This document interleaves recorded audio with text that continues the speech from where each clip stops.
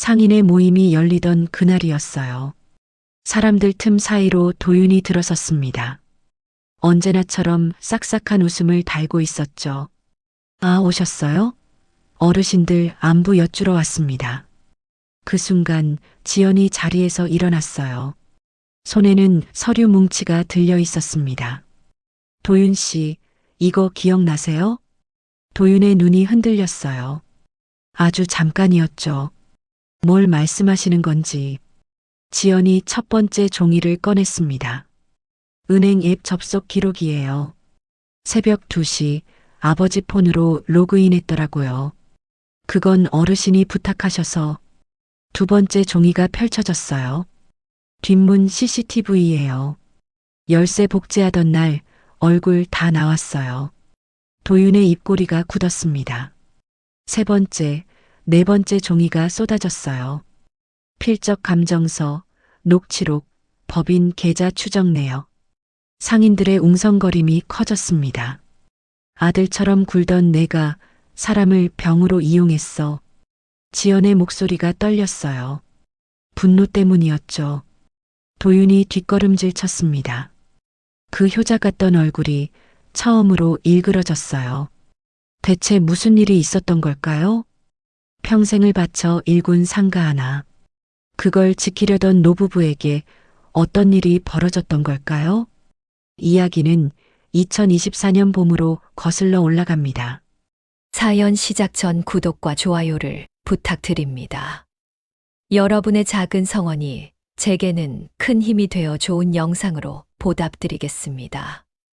2024년 봄 나는 상가 앞에 서 있었어요. 분잔의 반찬가게라는 간판을 올려다봤습니다. 35회를 함께한 남편 기석이 옆에 있었죠. 여보, 우리가 해냈어요.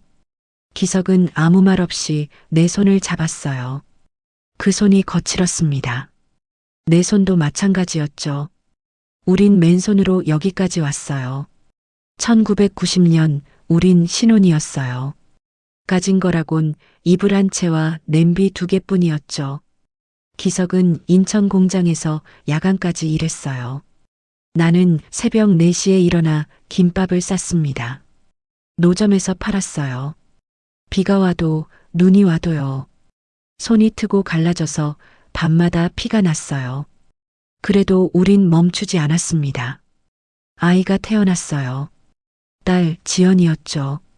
업어서 장사하고 눕혀놓고 반찬 만들고 그렇게 10년이 흘렀어요. 공장이 문을 닫았을 때 기석은 울었습니다. 평생 처음 보는 남편의 눈물이었어요. 다시 시작하면 돼요. 내가 말했죠. 우린 식당을 차렸어요. 백반집이었습니다. 새벽에 일어나 국 끓이고 밤에 설거지하고 허리가 부서지는 줄 알았어요. 그래도 버텼습니다. 15년을 더 버텼어요. 2020년 드디어 상가 계약서에 도장을 찍었죠. 여보, 이제 우리 건물이에요. 기석의 목소리가 떨렸습니다. 나도 눈물이 났어요. 기뻐서요. 지금 우리 상가는 작아요. 3층짜리 건물이죠. 1층은 내 반찬 가게, 2층은 새났어요. 3층은 우리가 살았습니다. 월세 들어오면 그게 노후 자금이었어요. 이 건물이 우리 연금이야. 기석은 매일 그렇게 말했죠. 나도 그렇게 믿었어요. 진심으로요. 봄바람이 불던 어느 날이었습니다. 2층에 새 세입자가 들어왔어요. 부동산에서 소개한 청년이었죠. 안녕하세요. 도윤이라고 합니다. 첫인상이 참 싹싹했어요. 30 초반쯤 됐을까요? 얼굴이 환했습니다. 어머님, 짐 옮기는 거 제가 도와드릴게요.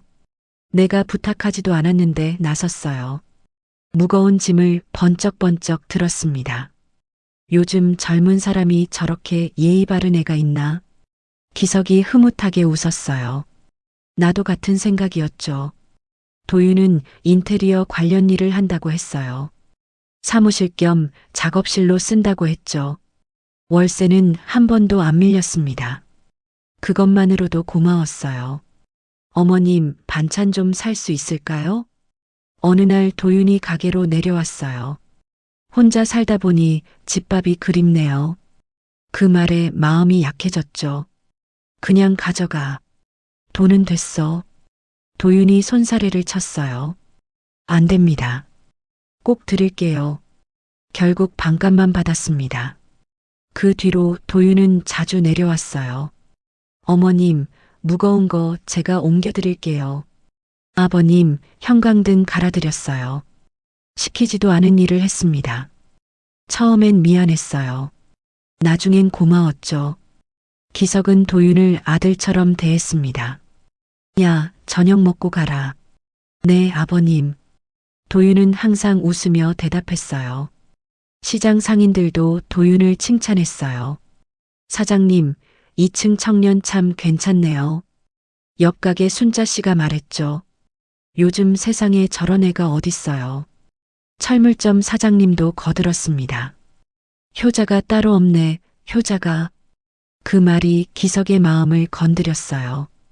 우리 딸 지연은 바빴거든요. 서울에서 회사 다니느라 자주 못 왔죠. 전화도 뜸했어요.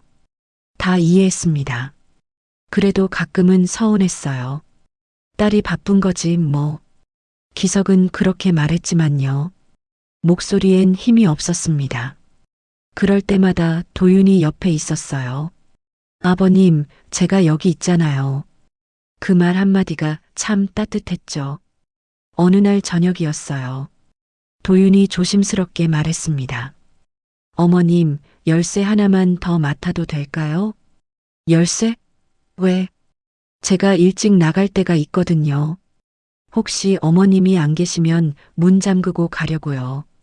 별 생각 없이 건네줬어요. 고마워, 도윤아. 도윤은 환하게 웃었습니다. 그날 밤 기석이 먼저 잠들었어요. 나는 가게 정리를 하고 있었죠. 문득 2층에서 불빛이 보였어요. 도윤이 뭔가를 하고 있었습니다. 휴대폰을 들고 서랍 쪽을 찍는 것 같았어요. 뭘 찍나 싶었지만 대수롭지 않게 넘겼죠. 인테리어 일이니까 사진이 필요하겠거니. 그때 알았어야 했어요. 지금 생각하면요. 하지만 그땐 몰랐습니다. 사람을 의심한다는 게 얼마나 어려운 일인지. 그날 밤이었어요. 저녁을 먹고 텔레비전을 보고 있었죠. 기석이 갑자기 물었습니다. 여보, 내일 시장 가야 하지? 응, 새벽에 가려고. 그래. 5분쯤 지났을까요? 기석이 또 물었어요. 여보, 내일 시장 가야 하지? 아까 말했잖아. 새벽에 간다고. 아, 그랬나? 웃어 넘겼어요. 피곤해서 그런가 보다 했죠. 그런데 10분 뒤 같은 질문이 나왔습니다. 여보, 내일 시장 가야 하지? 그 순간 내 손이 떨렸어요.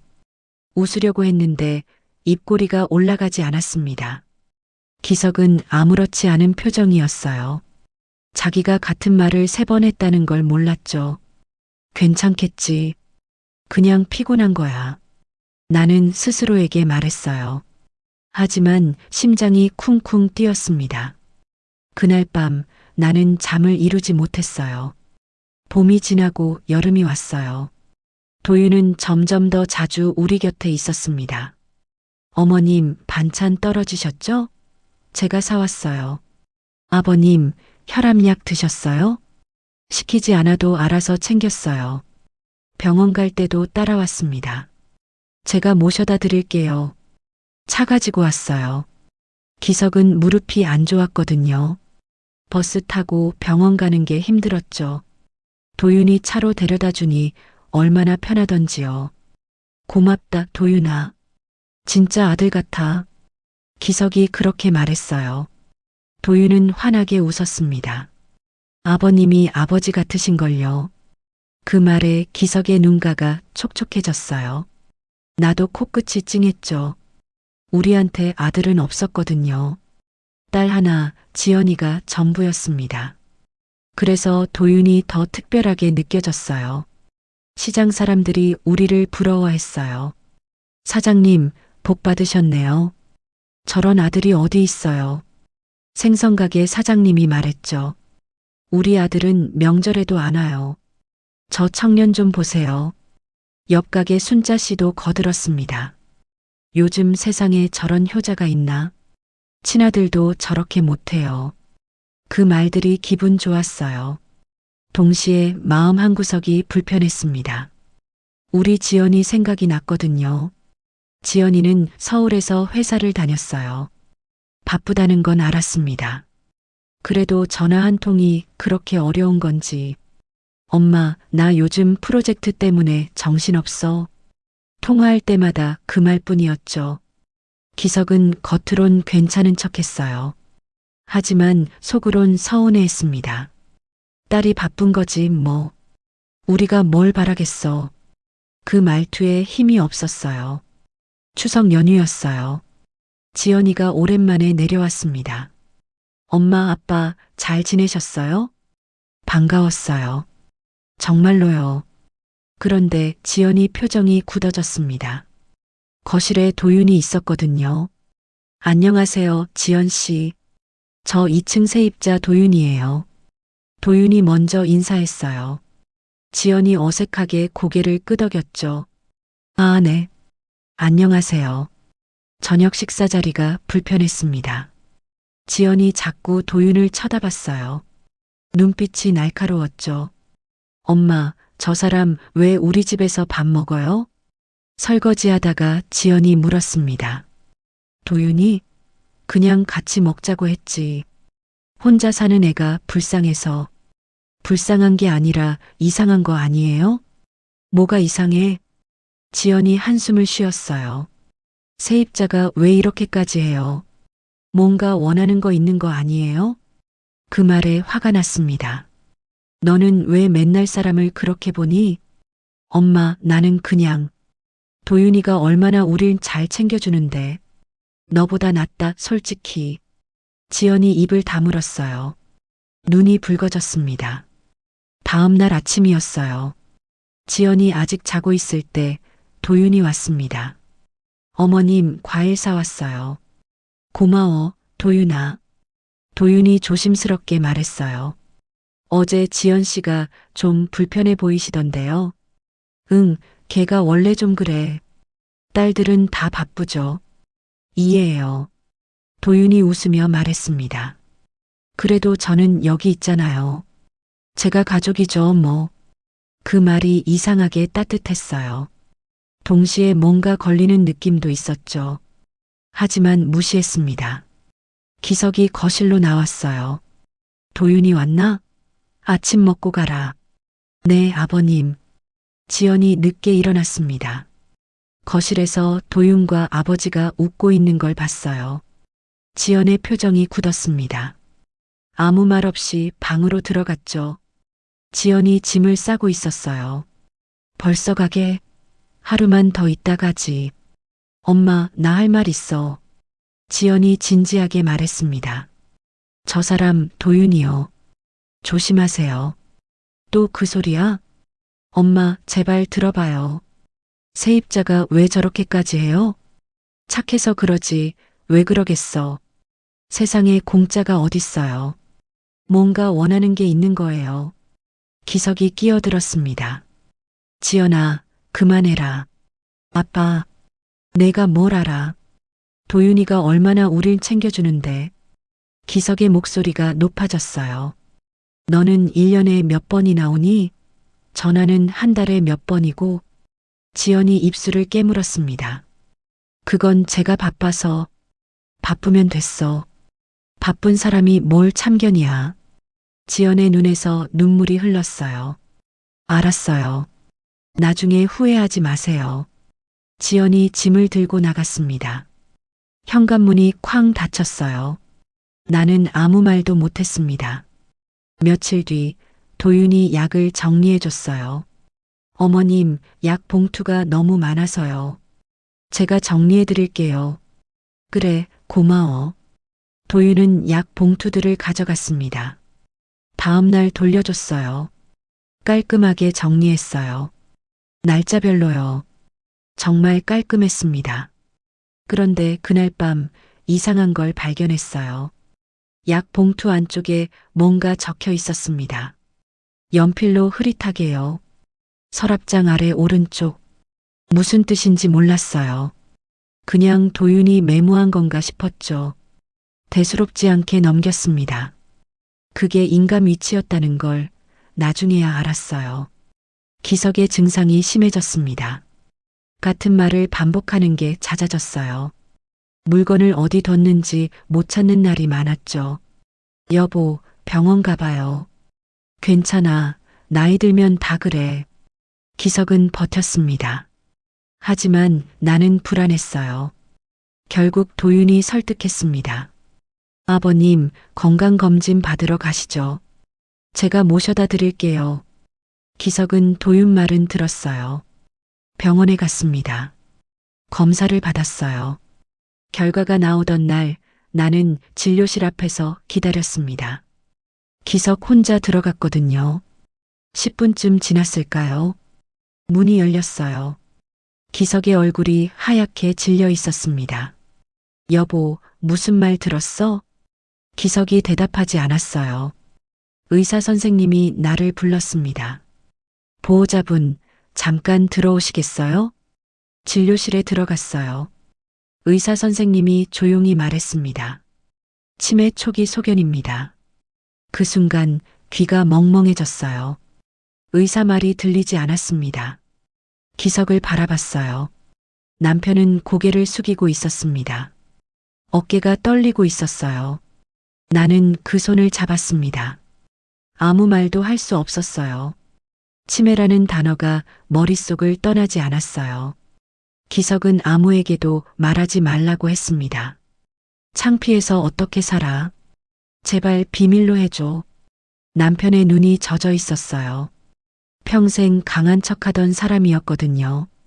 그런 사람이 무너지는 걸 처음 봤습니다. 알았어요. 우리끼리만 알고 있어요. 나는 그렇게 약속했어요. 지연이한테도 말하지 않았습니다. 괜히 걱정시키기 싫었어요. 그리고 솔직히 추석 때 일이 마음에 걸렸죠. 서로 얼굴 붉힌 게 아직도 불편했거든요. 그렇게 우리 둘만의 비밀이 됐어요. 아니, 그래야 했습니다. 열흘쯤 지났을 때였어요.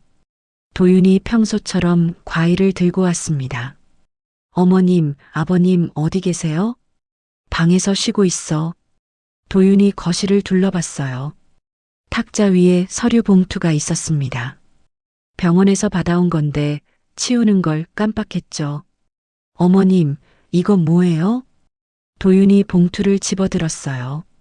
아, 그건 막으려 했지만 늦었습니다. 도윤이 이미 서류를 꺼내보고 있었어요. 진단서였습니다. 경도인지장애, 초기 치매 의심이라고 적혀 있었죠. 도윤의 표정이 변했어요. 놀란 것 같기도 하고 뭔가 다른 것 같기도 했죠. 어머님, 아버님이 치매세요? 도윤아, 이건 비밀이야. 제발 아무한테도. 당연하죠. 걱정 마세요. 도윤이 내 손을 잡았습니다. 제가 더 잘 챙겨드릴게요. 그 말이 고마웠어요. 그때는 정말 그랬습니다. 그날부터 도윤이 달라졌어요. 아니, 더 다정해졌다고 해야 할까요? 매일 왔습니다. 아침에 와서 약 챙겨주고 저녁에 와서 안부 묻고 아버님, 오늘 약 드셨어요? 어머님, 점심은 뭐 드셨어요? 처음엔 고마웠어요. 그런데 점점 이상한 느낌이 들었습니다. 도윤이 뭔가를 확인하는 것 같았거든요. 기석이 뭘 기억하고 뭘 잊어버리는지, 내가 뭘 헷갈려하고 뭘 놓치는지. 어머님, 요즘 보이스피싱 많잖아요. 어느 날 도윤이 말했어요. 통장 관리 힘드시면 제가 도와드릴까요? 통장? 괜찮아, 내가 하지. 아니에요. 요즘 어르신들 노리는 사기가 많아요. 도윤이 진지하게 말했습니다. 제가 정리해 드릴게요. 이상한 거 있으면 바로 알려드리고요. 기석이 끼어들었어요. 그래, 도윤아. 내가 좀 봐줘라. 여보, 나도 요즘 헷갈려서 그래. 도윤이가 도와주면 좋지. 나는 할 말을 잃었습니다. 도윤은 통장 정리를 도와준다며 비밀번호를 물었어요. 어머님, 은행 앱 비밀번호가 뭐예요? 그건 내가 할게. 어머님이 하셔도 되는데요. 제가 옆에서 같이 보면서 정리하면 편하잖아요. 결국 알려줬습니다. 기석의 비밀번호도요. 도윤은 휴대폰으로 뭔가를 열심히 적었어요. 정리 다 했어요. 이상한 거 없네요. 고마워, 도윤아. 별 말씀을요. 앞으로도 제가 챙길게요. 그날 밤 기석의 휴대폰에 알림이 떴어요. 새 기기에서 로그인 되었습니다. 기석이 나한테 보여줬습니다. 이게 뭐야? 모르겠는데? 그냥 은행에서 보낸 거 아니야? 그런가? 기석은 대수롭지 않게 넘겼어요. 나도 그랬습니다. 그게 무슨 뜻인지 몰랐거든요. 시간이 지나면서 나도 헷갈리기 시작했어요. 약 먹는 시간, 공과금 내는 날, 자동이체 날짜. 예전엔 다 기억했는데 자꾸 놓쳤습니다. 어머님, 이번 달 전기세 안 내셨어요. 도윤이 말했어요. 어머, 내가 깜빡했네. 제가 대신 내드렸어요. 나중에 주시면 돼요. 고마워, 도윤아. 얼마야? 83,000원이에요. 바로 현금으로 줬습니다. 그 뒤로도 도윤이 대신 내는 일이 많아졌어요. 관리비, 수도세, 가스비. 나중엔 내가 뭘 냈고 뭘 안 냈는지도 헷갈렸죠. 어머님, 제가 그냥 자동이체 설정해 드릴까요? 그래, 그게 편하겠다. 도윤에게 모든 걸 맡겼습니다. 그게 편했거든요. 아니, 그때는 그게 당연했어요. 우리를 도와주는 사람이니까 믿어도 된다고 생각했습니다. 어느 날 지연이 전화했어요. 엄마, 아빠 괜찮아? 응, 괜찮아. 왜? 그냥 요즘 어떻게 지내시나 싶어서. 목소리가 조심스러웠습니다. 추석 때 일이 마음에 걸리는 것 같았어요. 잘 지내. 걱정 마. 그 사람 도윤이라고 했나? 아직도 자주 와? 응, 많이 도와줘. 전화기 너머로 한숨소리가 들렸어요. 엄마, 나 이번 주말에 내려갈까? 바쁘잖아. 안 와도 돼. 아니, 그래도 괜찮다니까. 우리 잘 지내. 전화를 끊었습니다. 지연이한테 치매 얘기는 못했어요. 말하면 걱정할 테고 또 싸우게 될 것 같았거든요. 저 사람 조심하세요라는 말이 또 나올 게 뻔했죠. 그 말 듣기 싫었습니다. 늦가을이었어요. 도윤이 서류 뭉치를 들고 왔습니다. 아버님, 어머님, 잠깐 얘기 좀 드려도 될까요? 그래, 뭔데? 도윤이 서류를 탁자에 펼쳤어요. 상가 세무 관련 서류예요. 요즘 세법이 바뀌어서요. 세금? 우리가 뭘 해야 하는데? 복잡한 건 제가 다 알아봤어요. 근데 위임장이 필요해요. 위임장? 네, 세무서에 서류 낼 때 필요하대요. 어르신들이 직접 가시기 힘드시잖아요. 기석이 고개를 끄덕였어요. 그래, 내가 가기 힘들지. 그러니까 제가 대신 처리해 드릴게요. 여기 서명만 해주세요. 도윤이 펜을 건넸습니다. 나는 서류를 봤어요. 글씨가 작고 빽빽했습니다. 뭐가 뭔지 잘 모르겠었어요. 이게 다 뭔데? 세무 관련 위임장이에요. 어려운 거 아니에요. 도윤이 웃으며 말했습니다. 기석이 펜을 들었어요. 서명하려는 순간 내가 말렸습니다. 잠깐 지연이한테 한번 보여주고 하면 안 될까? 도윤의 표정이 살짝 굳었어요. 아주 잠깐이었지만 나는 봤습니다. 어머님, 지연 씨가 이런 거 잘 아세요? 그래도 한번. 바쁜 분 괜히 번거롭게 하지 마세요. 급한 건데. 기석이 끼어들었어요. 됐어, 여보. 도윤이 말대로 해. 기석이 서명했습니다. 나도 결국 서명했어요. 도윤이 서류를 챙기며 웃었습니다. 감사합니다. 제가 알아서 잘 처리해 드릴게요. 그날 밤 잠이 오지 않았어요. 뭔가 찜찜한 느낌이 계속 맴돌았습니다. 하지만 뭐가 문제인지 알 수 없었어요. 그냥 내가 예민한 건가 싶었죠. 그렇게 또 하루가 지났습니다. 겨울이 왔어요. 도윤은 이제 거의 매일 왔습니다. 어느 날 서류 가방을 들고 나타났어요. 아버님, 어머님, 상가 관련해서 정리할 게 좀 있어요. 상가? 무슨 문제 있어? 문제는 아니고요. 요즘 임대차법이 바뀌어서요. 도윤이 서류를 펼쳤습니다. 세입자 계약 갱신할 때 새 양식이 필요하대요. 그래. 우리가 뭘 해야 하는데? 여기 서명만 해주시면 돼요. 제가 다 알아봤어요. 기석이 서류를 봤어요. 글씨가 작았습니다. 빽빽했어요. 이게 다 뭐야? 임대차 관련 서류예요. 복잡해 보여도 기본적인 거예요.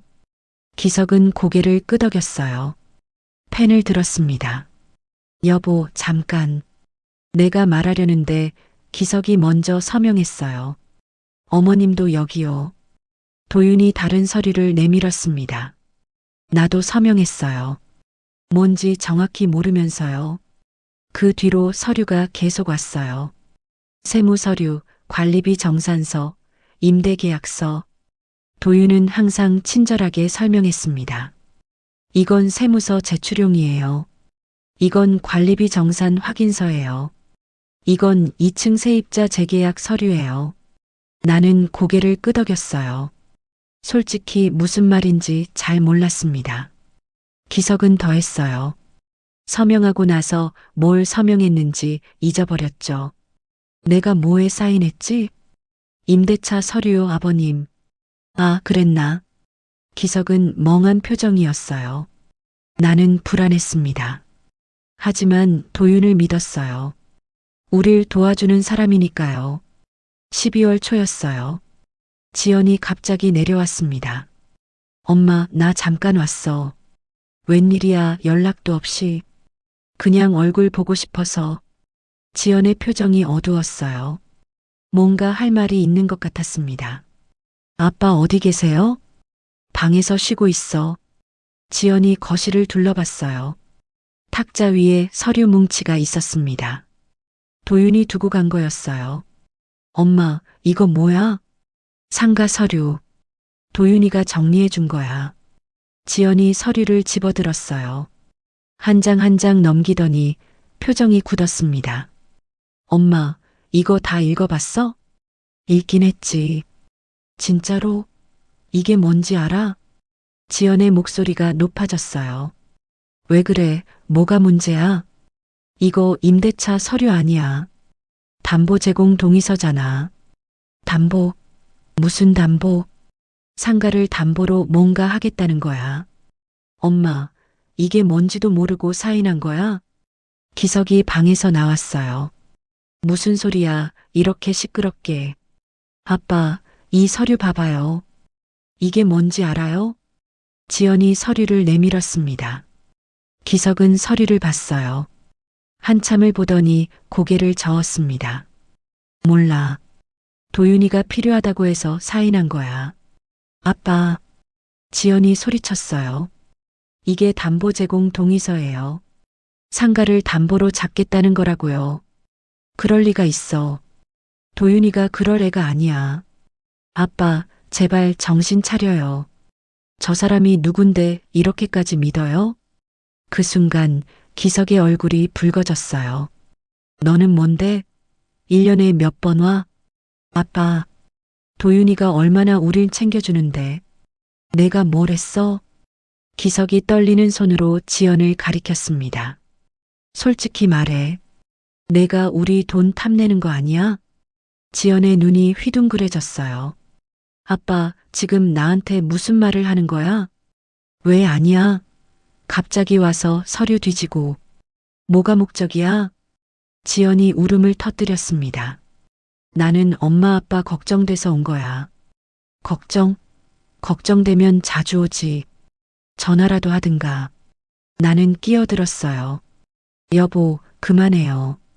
당신은 빠져. 기석이 소리쳤습니다. 지연이 서류를 탁자에 내려놓았어요. 손이 떨리고 있었습니다. 알았어. 나간다. 그래, 가라. 다신 오지 마. 지연이 현관으로 갔어요.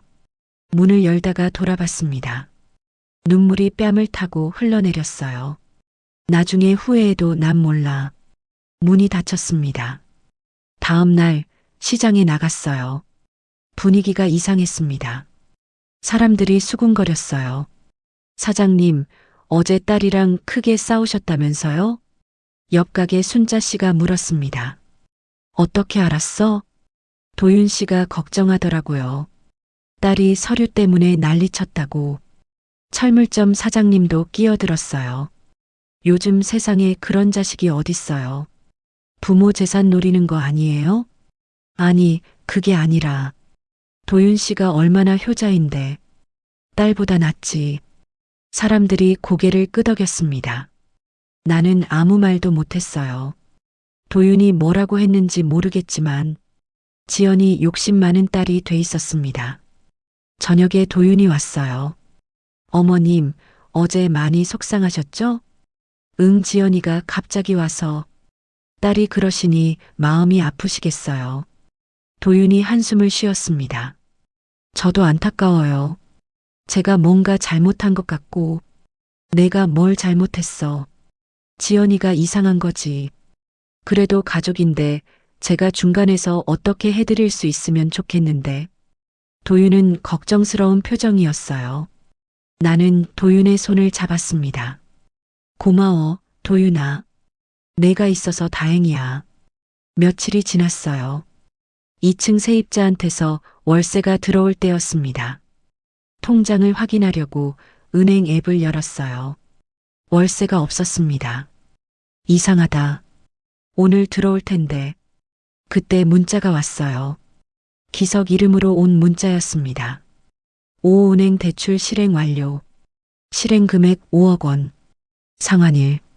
눈을 의심했어요. 다시 읽었습니다. 대출 5억 원. 손이 떨렸어요. 여보. 기석을 불렀습니다. 왜 그래? 이게 뭐야?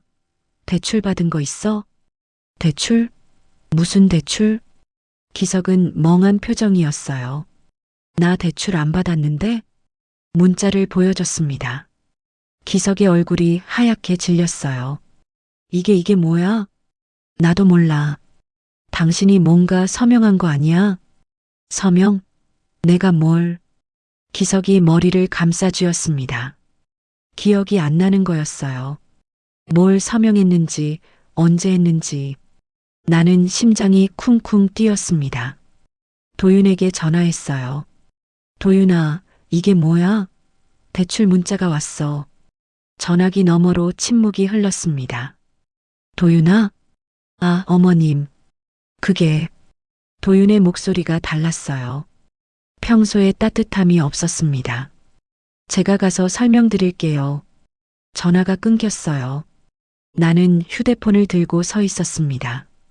손이 멈추지 않고 떨렸어요. 도윤이 다음 날 왔어요.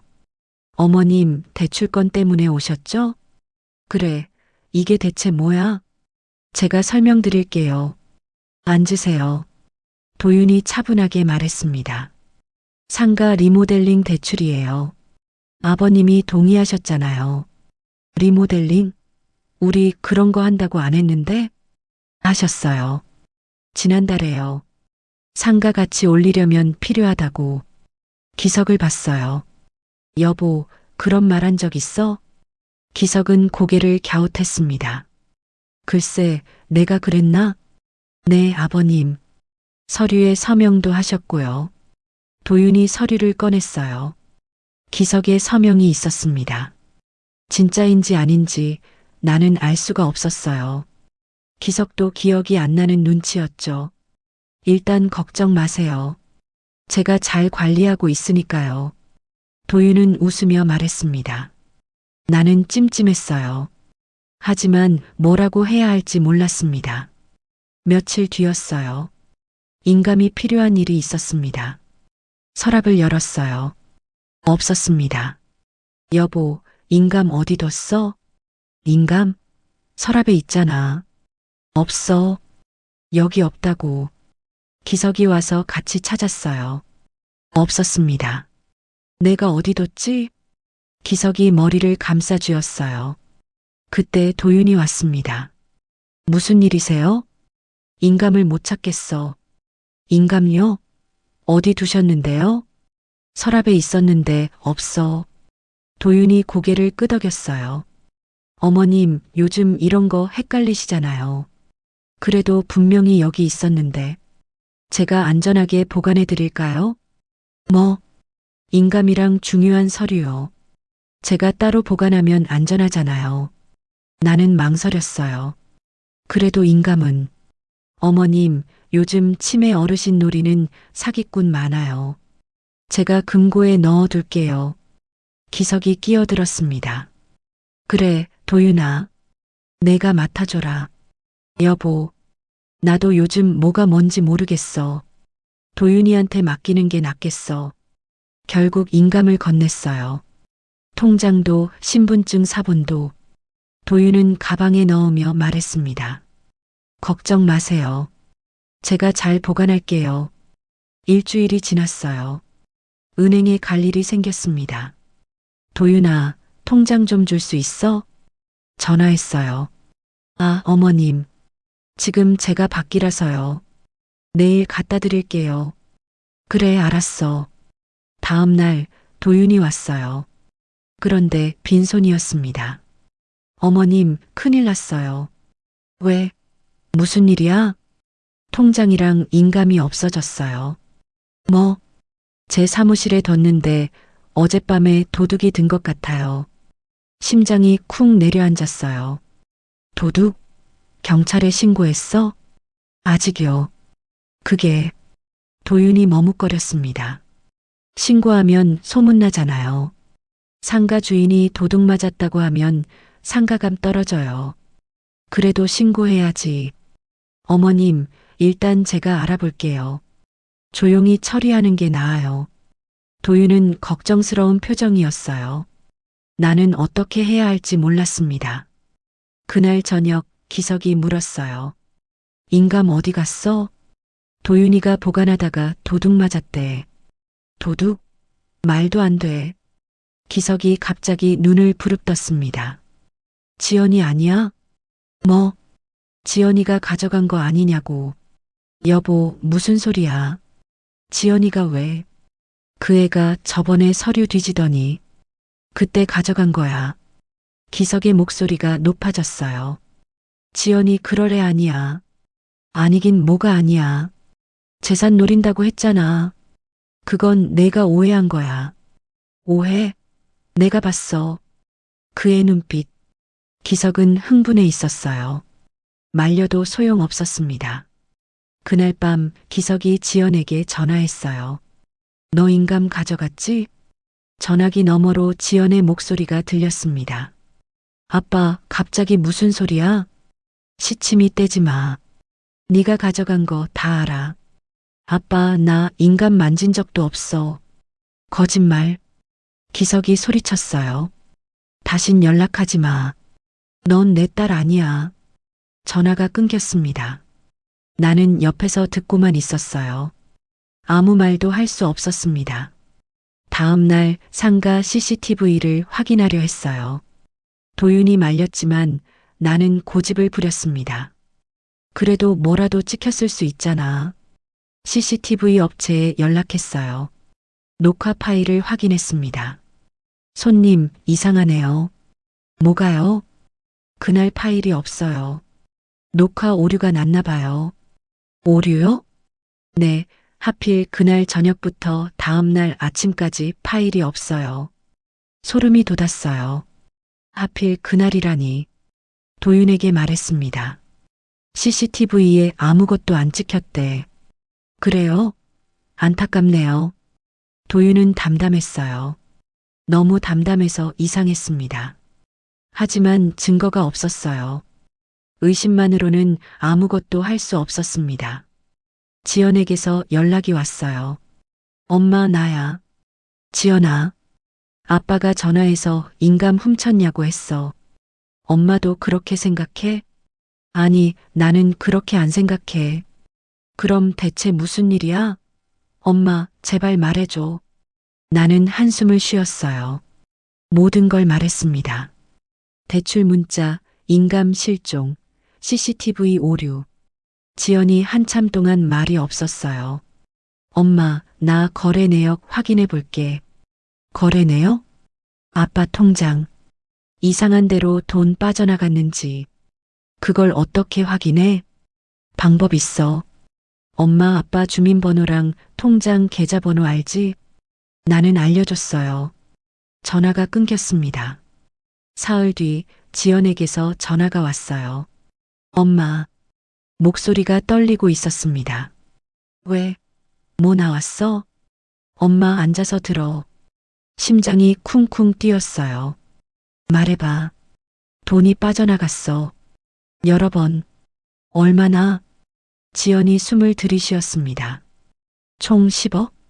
5억은 대출금이고 나머지 5억은 적금이랑 예금에서. 눈앞이 캄캄해졌어요. 10억? 한 번에 빠진 게 아니야. 몇 달에 걸쳐서 조금씩. 어디로 간 거야?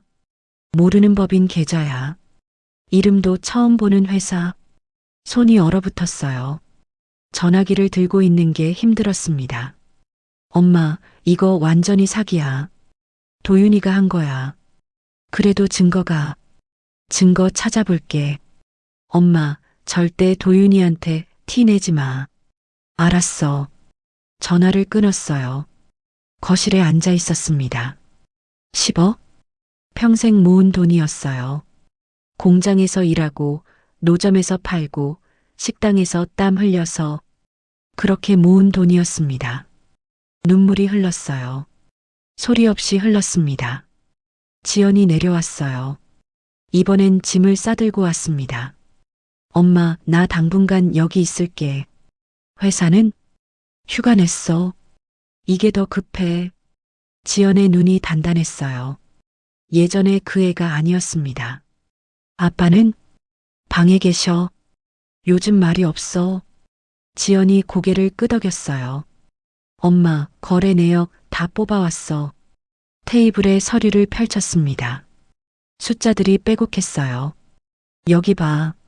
7월부터 시작이야. 7월? 응. 처음엔 50만 원, 100만 원씩. 작게 빠졌어.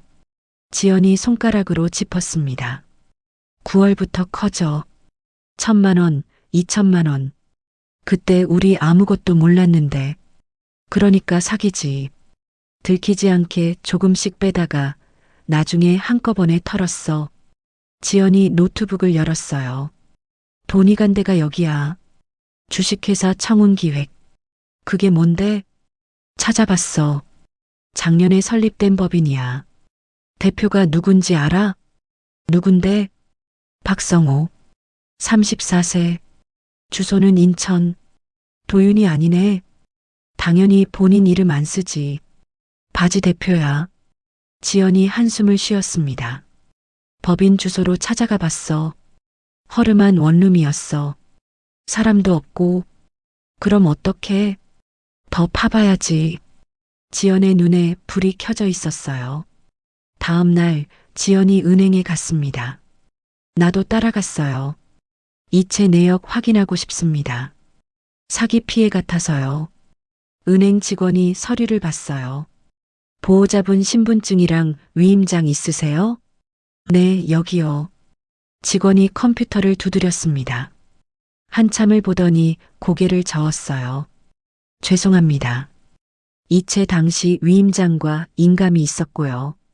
절차상 문제는 없었습니다. 절차상 문제가 없다고요?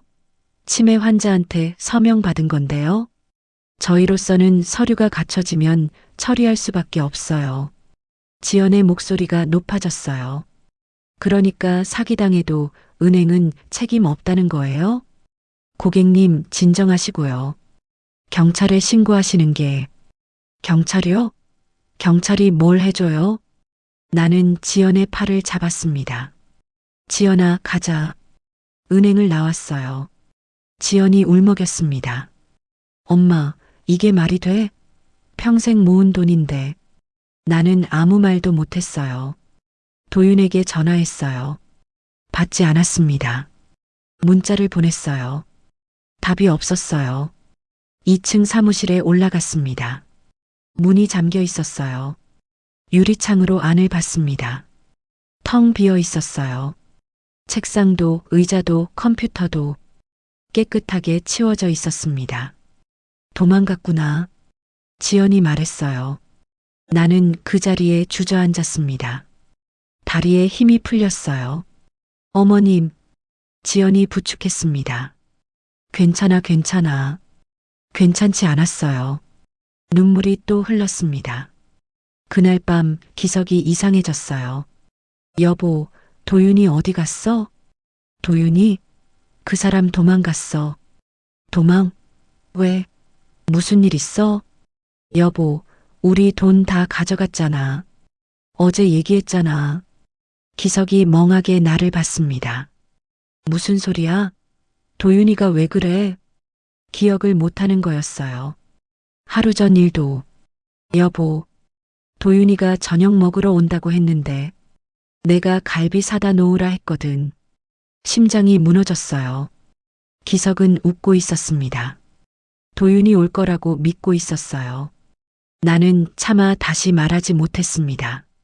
지연이 방문 앞에 서 있었어요. 눈물을 참고 있었습니다. 다음 날 지연이 집안을 뒤졌어요. 도윤이가 뭐라도 남겼을 수 있어. 서랍장, 찬장, 신발장, 구석구석 뒤졌습니다. 거실 구석에 서류철이 있었어요. 도윤이 정리해준다며 모아둔 것들이었죠. 지연이 한 장씩 넘겼습니다. 이건 뭐지? 종이 한 장을 꺼냈어요. 법무사 접수 중이었습니다. 상가 양도양수 계약 대리 접수? 양도양수? 상가를 판다는 거야? 날짜가 지난달이네. 지연의 손이 떨렸어요. 엄마, 상가도 넘기려고 했던 거야. 이 새끼가. 서류철을 더 뒤졌습니다. USB 하나가 떨어졌어요. 이건 뭐지? 지연이 노트북에 꽂았습니다. 파일이 하나 있었어요. 자동 녹음 1127, mp3, 재생했습니다.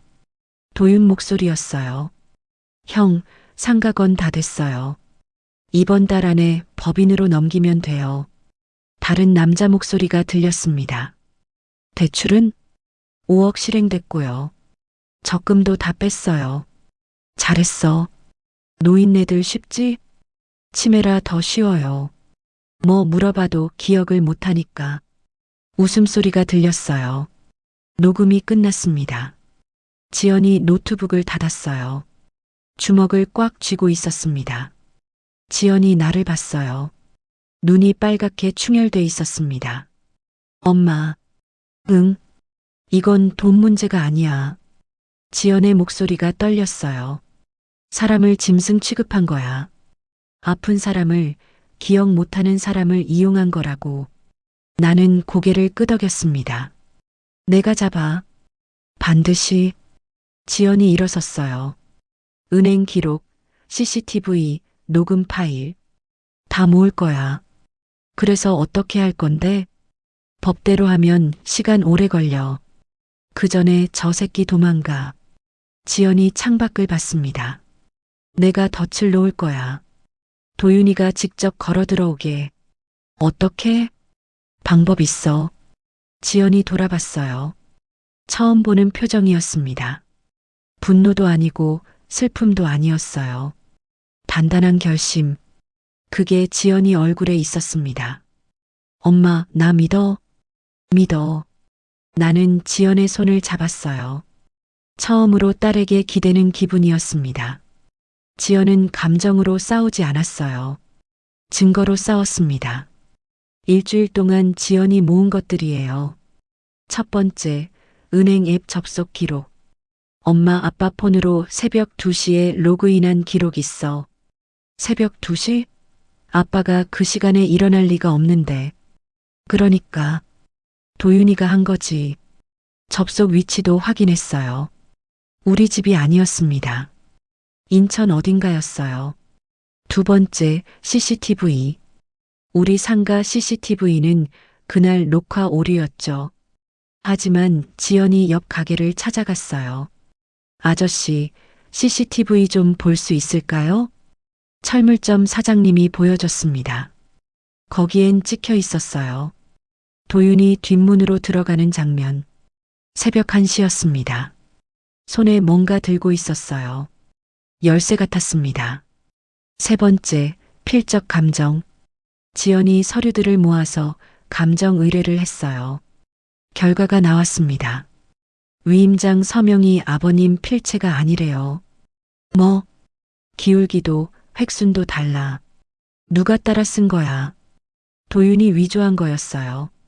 기석은 서명한 기억이 없다고 했죠. 진짜 안 한 거였습니다. 네 번째, 녹음 파일. USB에서 찾은 그 파일이요. 치매라 더 쉬워요. 뭐 물어봐도 기억을 못하니까. 도윤의 목소리가 선명했어요. 지연이 파일을 여러 번 들었습니다.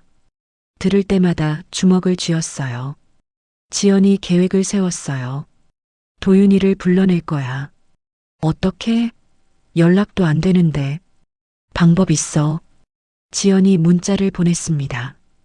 도윤 씨, 어머니가 위독하세요. 마지막으로 보고 싶다고 하셔서요. 거짓말이었어요. 하지만 도윤은 모를 거였죠. 하루가 지났습니다. 답이 없었어요. 이틀째 문자가 왔습니다. 정말요? 어머님이 많이 아프세요? 지연이 답했어요. 네, 병원에 계세요. 아버지도 상태가 안 좋고요. 상인회에서 위로 모임한대요. 상인회요? 네, 이번 주 토요일이요. 오실 수 있으세요? 잠시 후 답이 왔습니다. 갈게요. 어머님 뵈러요. 지연이 웃었어요. 차가운 웃음이었습니다. 걸렸다. 토요일이 왔어요. 상인의 모임 장소는 시장 끝 식당이었습니다. 상인들이 모여 있었어요. 순자 씨, 철물점 사장님, 생선가게 사장님. 다들 우리 사정을 들었습니다. 지연이 미리 설명해뒀거든요. 오늘 도윤이가 와요. 그때 제가 얘기할 거예요. 그래, 알았다. 우리가 도와줄게. 상인들이 고개를 끄덕였어요. 나는 구석에 앉아 있었습니다. 심장이 쿵쿵 뛰었어요. 문이 열렸습니다. 도윤이 들어왔어요. 도윤은 여전히 싹싹한 표정이었어요. 안녕하세요. 어머님 많이 아프시다면서요? 나를 보더니 눈을 깜빡였습니다. 어머님 괜찮으세요? 나는 대답하지 않았어요. 지연이 자리에서 일어났습니다. 도윤 씨 오셨네요. 아, 지연 씨. 오랜만이에요. 도윤이 웃었어요. 여전히 그 웃음이었습니다. 어머님이 아프시다길래 걱정돼서요. 어머니 안 아파요. 네. 제가 거짓말한 거예요. 당신 부르려고. 도윤의 표정이 살짝 굳었어요. 하지만 금방 웃음을 되찾았습니다. 무슨 말씀이세요?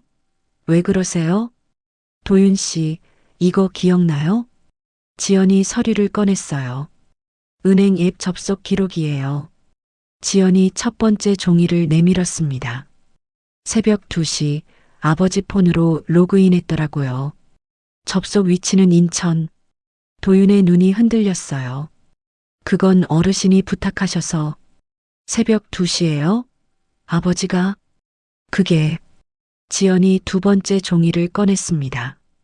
옆 가게 CCTV예요.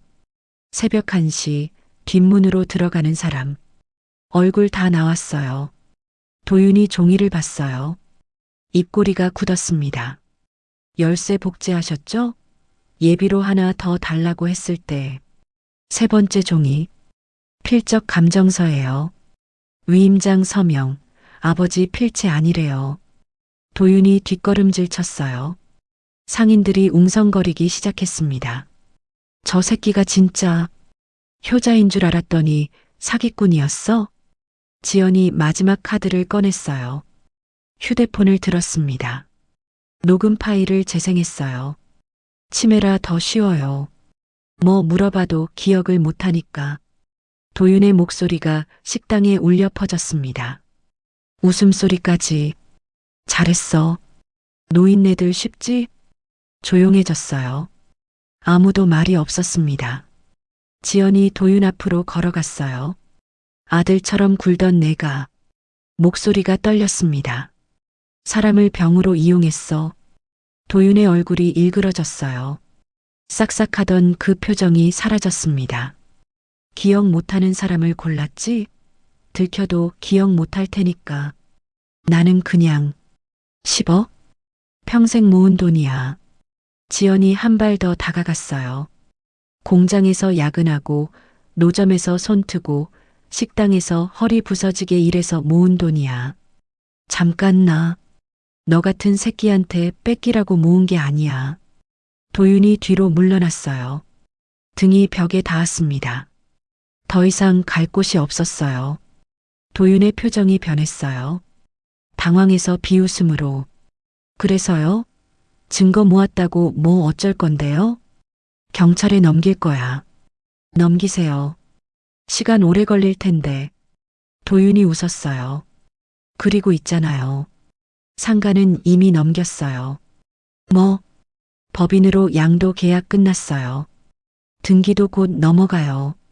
나는 심장이 멎는 것 같았어요. 우리 상가가 이제 끝이에요. 다 끝났다고요. 도윤이 문 쪽으로 갔어요. 지연이 막아섰습니다. 아직 안 끝났어. 비켜요. 가처분 신청했어. 양도 등기 안 넘어가. 도윤의 얼굴이 굳었어요. 뭐? 이 녹음이랑 서명 위조 증거 있으면 가처분 받을 수 있어. 어제 접수했어. 지연이 웃었어요. 법무사 접수증 내가 두고 갔더라. 도윤의 표정이 무너졌습니다. 완전히. 너 이제 끝이야. 지연이 휴대폰을 들었어요. 경찰 부를까? 아니면 직접 갈래? 도윤은 대답하지 못했습니다. 그 효자 같던 얼굴이 처음으로 두려움에 떨고 있었어요. 그날 밤 도윤은 경찰에 넘겨졌어요. 상인들이 둘러싼 가운데 수갑이 채워졌습니다. 야, 이 사기꾼 새끼야. 어르신들한테 어떻게 그럴 수 있어? 상인들이 소리쳤어요. 도윤은 고개를 숙인 채 끌려갔습니다. 그 싹싹하던 얼굴은 어디에도 없었어요. 나는 그 뒷모습을 봤습니다. 아들 같다고 생각했던 사람, 밥 먹이고 걱정하고 믿었던 사람, 눈물이 났어요. 배신감 때문인지 안도감 때문인지 나도 모르겠었습니다. 경찰 조사가 시작됐어요.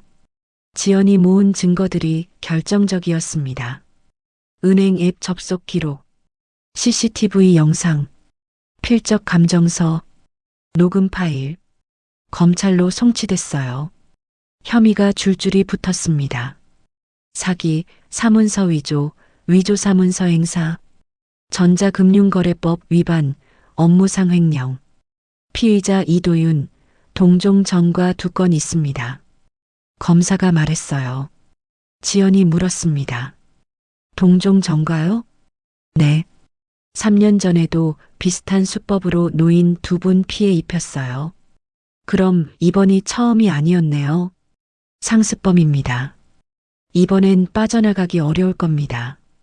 수사가 깊어지면서 법인의 실체도 드러났어요. 주식회사 청운기획. 바지 대표 박성호는 도윤의 사촌이었습니다. 형, 이번 건 좀 큰데요. 녹음 파일의 형이 그 사람이었어요. 둘이 짜고 노인들을 노렸습니다. 치매 환자를 골라서요. 기억 못하니까 증거가 안 남는다고 생각한 거죠. 하지만 틀렸어요. 기록은 남았습니다. 은행 기록, CCTV 녹음. 기억은 흐려져도 기록은 끝까지 남는 거였어요. 봄이 왔어요. 2025년 3월 첫 번째 재판이 열렸습니다. 나는 법정에 앉아 있었어요. 기석은 오지 못했습니다. 컨디션이 안 좋았거든요. 지연이 옆에 있었어요. 도윤이 들어왔습니다. 수의를 입고 있었어요. 나와 눈이 마주쳤습니다. 도윤이 먼저 눈을 피했어요. 재판이 시작됐습니다. 도윤 측 변호사가 말했어요. 피고인은 어르신들을 진심으로 도우려 했습니다. 어르신들이 먼저 부탁하신 것도 있고요. 치매 환자의 동의 능력 문제는 있지만 악의는 없었습니다. 효자 프레임, 또 그걸 쓰려는 거였어요. 검사가 일어났습니다. 재판장님, 증거를 제시하겠습니다. 스크린에 영상이 떴어요. CCTV 영상이었습니다. 새벽 1시 도윤이 뒷문으로 들어가는 장면. 피고인은 피해자 몰래 열쇠를 복제해 출입했습니다. 다음 화면. 은행 앱 접속 기록이었어요. 새벽 2시 피해자 명의 계좌에 접속. 접속 위치는 인천 피고인 거주지입니다. 다음 화면. 필적 감정서였습니다. 위임장 서명은 피해자 필체가 아닙니다. 피고인이 위조한 것으로 추정됩니다. 마지막으로 녹음이 재생됐어요. 치매라 더 쉬워요. 뭐 물어봐도 기억을 못하니까. 법정이 조용해졌습니다. 도윤의 얼굴이 하얗게 질렸어요. 변호사도 할 말을 잃었습니다. 검사가 말을 이었어요. 피고인에게는 동종 전과가 있습니다. 그리고 이번 수사 과정에서 추가 피해자 3명이 확인됐습니다. 모두 70대 이상 고령자, 그중 2분은 치매 환자였습니다. 방청석이 웅성거렸어요. 피고인은 조직적으로 노인을 대상으로 사기를 쳐왔습니다. 이번 피해 금액만 10억 원, 전체 피해 추정액은 25억 원입니다. 나는 손을 꽉 쥐었어요. 우리만 당한 게 아니었구나. 다른 할머니, 할아버지들도, 누군가의 부모님들도 같은 방식으로 당했구나. 눈물이 흘렀습니다. 2달 뒤 선고 공판이 열렸어요. 재판장이 말했습니다. 피고인 이도윤은 치매 환자의 취약성을 악용하여 조직적이고 계획적으로 재산을 편취하였고 피해 회복 노력도 전무하며 반성의 기미도 보이지 않습니다. 잠시 멈췄어요. 피고인을 징역 12년에 처합니다. 추징금 10억 원을 명합니다. 법정이 술렁였어요. 도윤이 고개를 떨궜습니다. 나는 지연의 손을 잡았어요. 지연도 울고 있었습니다. 끝났어요. 드디어 끝났습니다.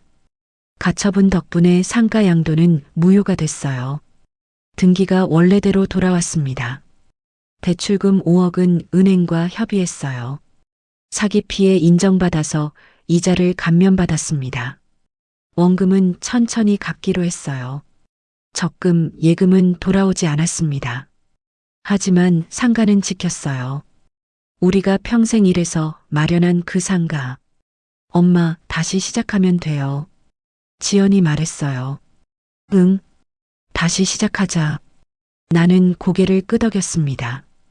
5월이 왔어요. 봄볕이 따뜻했습니다. 상가 앞에 섰어요. 간판이 새로 걸려 있었습니다. 분잔의 반찬 가게. 예전 그대로였어요. 기석이 옆에 있었습니다. 요즘은 좋은 날도 있고 안 좋은 날도 있어요. 오늘은 좋은 날이었습니다. 여보, 우리 다시 해보는 거야? 응, 다시 해보는 거야. 기석이 웃었어요. 그 웃음이 예전 같았습니다. 지연이 가게 안에서 나왔어요. 앞치마를 두르고 있었습니다. 엄마, 반찬통 어디 있어? 찬장 위에. 아, 찾았다. 지연이 회사를 그만뒀어요. 여기서 같이 하겠다고 했습니다. 너 서울 가야지. 여기서 뭘 해? 여기서 할 거야. 엄마 아빠랑. 그래도 엄마, 지연이 내 앞에 섰어요. 내가 늦었어. 그동안 못 챙겨서 미안해. 지연아, 이제 내가 지킬게. 엄마, 아빠, 이 가게. 다 내가 지킬게. 나는 지연을 안았어요. 딸의 어깨가 단단했습니다. 언제 이렇게 컸을까? 눈물이 또 났어요. 이번엔 기쁜 눈물이었습니다. 기석이 우리를 봤어요. 뭐야, 왜 울어? 아빠도 와요. 지연이 손을 내밀었습니다. 기석이 다가왔어요. 우리 셋이 껴안았습니다. 봄바람이 불었어요. 따뜻했습니다. 기억은 흐려져도 기록은 끝까지 남고 가족은 다시 일어섭니다.